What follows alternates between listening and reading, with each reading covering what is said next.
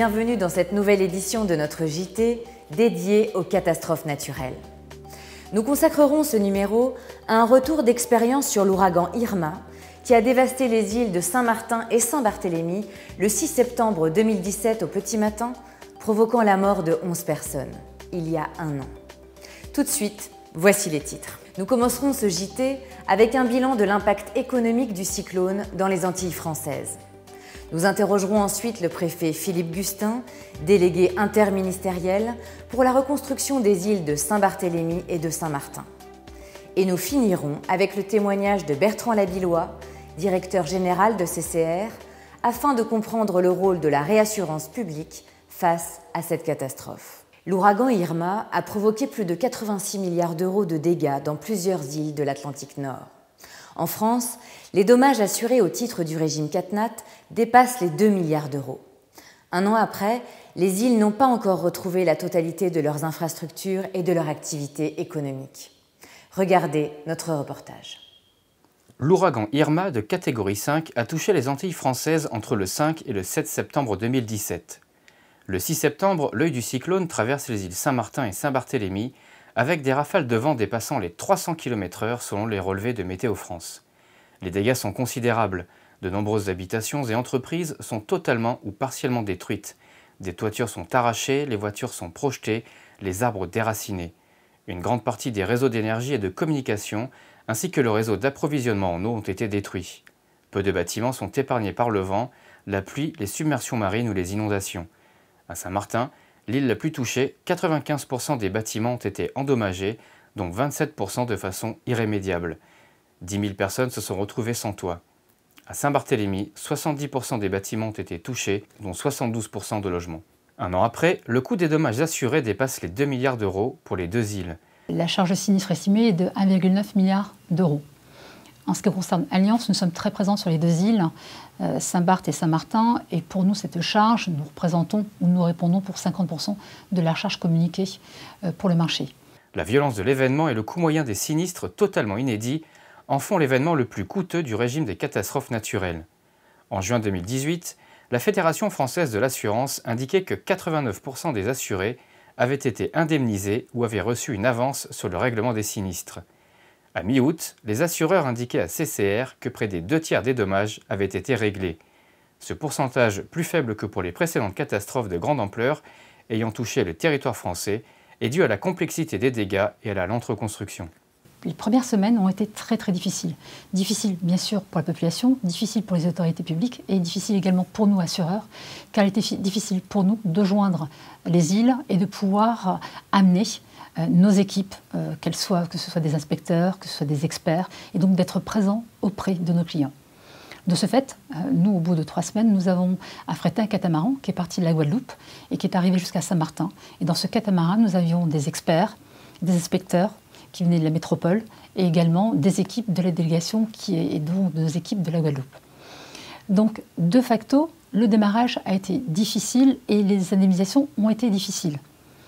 Un an après, si on fait le bilan, les délais qui avaient été constatés au départ ont été complètement rattrapés.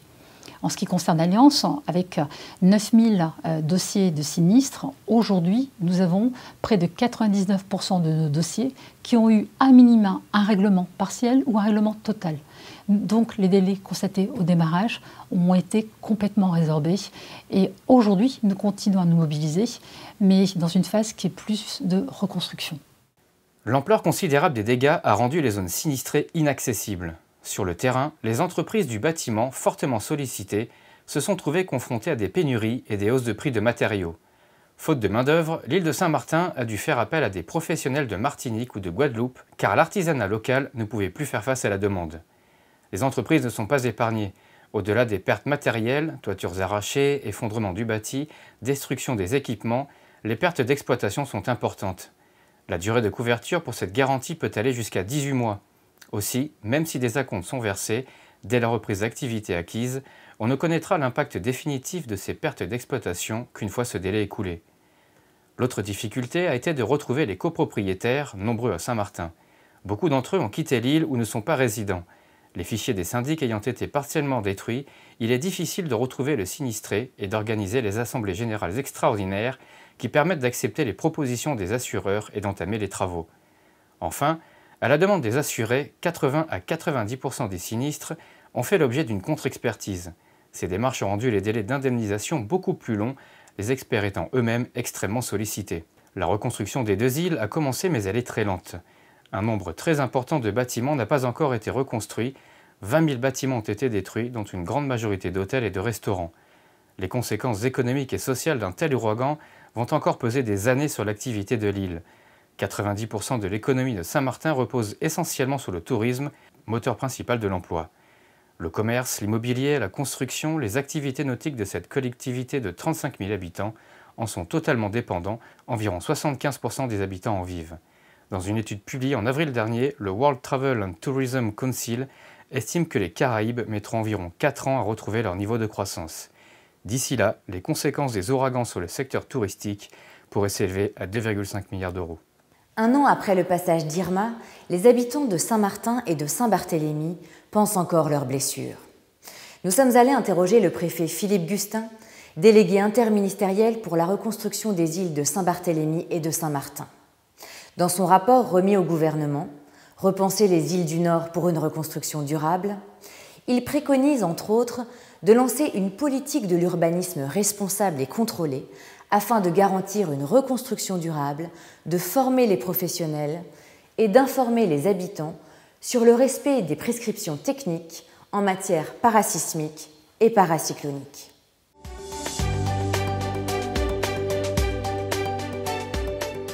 À Saint-Barthélemy, la reconstruction est achevée, ou quasiment en phase de l'être, parce que à la fois les destructions avaient été moindres et puis qu'il y a eu une organisation qui a été un petit peu différente.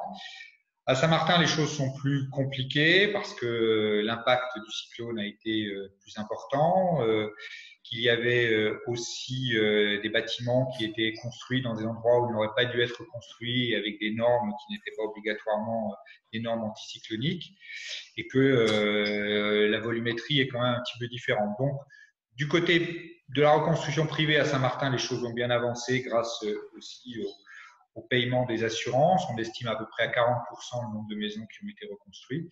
C'est un peu plus compliqué du côté des bâtiments publics, en particulier de la collectivité. Et pourtant, du côté de l'État, nous, on a bien avancé puisqu'on a reconstruit et on va inaugurer à la fin du mois de septembre, j'espère, la cité administrative provisoire qui accueillera les services de l'État dans l'attente d'un bâtiment définitif qui sera construit dans les 3 années à venir.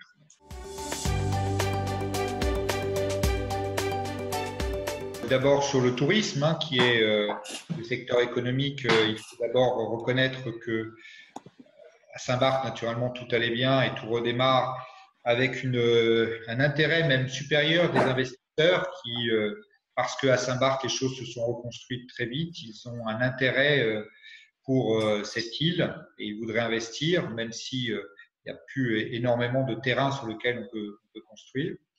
Donc ça, c'est un effet plutôt positif. À Saint-Martin, le tourisme allait déjà pas très bien avant, puisqu'il avait perdu, les chambres d'hôtel avaient diminué de moitié au cours des 10 dernières années, compensées par chambres dans le secteur locatif privé. Et donc, ça redémarre lentement, avec aujourd'hui à peu près 500 chambres qui sont disponibles. On tendra vers les 1500 chambres sans doute à la fin pour la saison 2019-2020. On a par contre des secteurs économiques qui sont bien développés, comme le secteur du BTP, un secteur qui est sous tension puisqu'on n'a pas suffisamment de bras et qu'il a fallu faire venir des entreprises de Guadeloupe ou de métropole ou même de l'étranger pour construire. Et puis un secteur touristique qui a perdu aussi pas mal de ses bras. Je rappelle que le chômage a baissé à Saint-Martin en un an de 6,4%. Donc il y a pas mal de gens qui ont quitté l'île.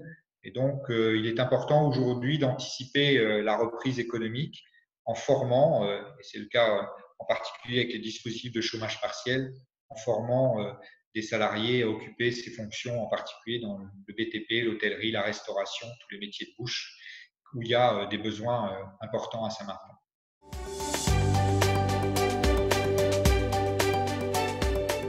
taux de l'assurance à Saint-Martin, vous le savez, était très bas, hein, aux alentours de 40%, sans compter le nombre de gens qui étaient mal assurés.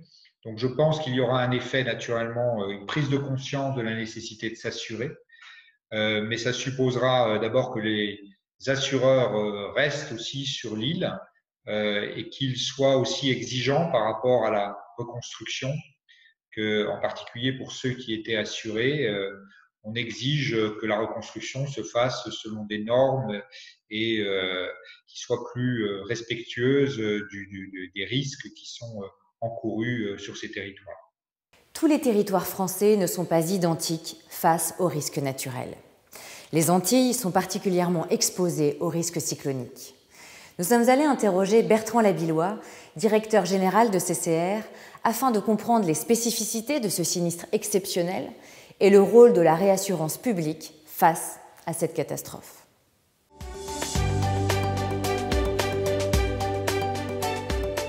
CCR est intervenu, compte tenu de son rôle central dans le régime d'indemnisation des catastrophes naturelles, à tous les stades de ce sinistre.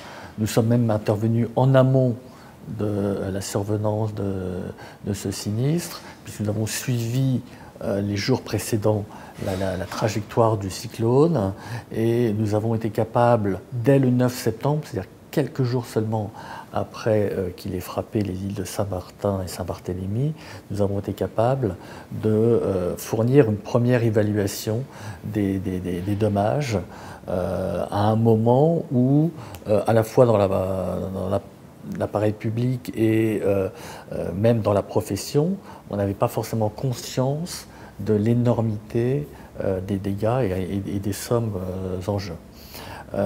Nous avons par après mobilisé nos équipes pour suivre l'indemnisation des dommages. Nous avons publié un guide d'indemnisation et nous sommes assurés d'une indemnisation uniforme des sinistres sur le territoire. Nous avons mis en place une cellule de crise pour, en contact avec les assureurs, suivre l'indemnisation des sinistres importants, ceux dont le coût unitaire dépasse les 500 000 €. Nous avons dépêché des équipes sur place et nous avons, en dialogue avec les assureurs, réévalué le niveau de risque sur place et le coût de la réassurance, avec le souci que l'assurance sur place reste abordable et que les populations locales puissent continuer à s'assurer.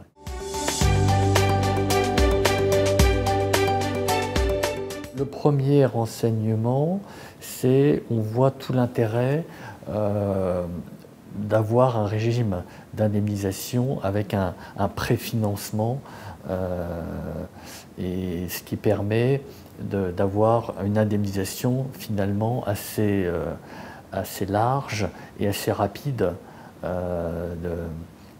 des dégâts, des dommages, même si en l'occurrence il y a eu deux facteurs qui ont joué contre nous. Le premier, c'est qu'il n'y a que 50% des gens qui étaient assurés. Or, pour bénéficier de l'assurance CatNat, il faut avoir une assurance pour son habitation, pour ses véhicules ou pour son entreprise. Et le deuxième facteur qui a joué contre le régime, c'est les difficultés propres liées à l'insularité et à l'extrême violence du cyclone. Le deuxième enseignement que j'en tire, bien sûr, c'est qu'il y a des enseignements à en tirer pour améliorer le système pour les fois futures, parce qu'il y aura des fois futures, pas forcément au même endroit, et pas forcément en outre-mer, peut-être en métropole.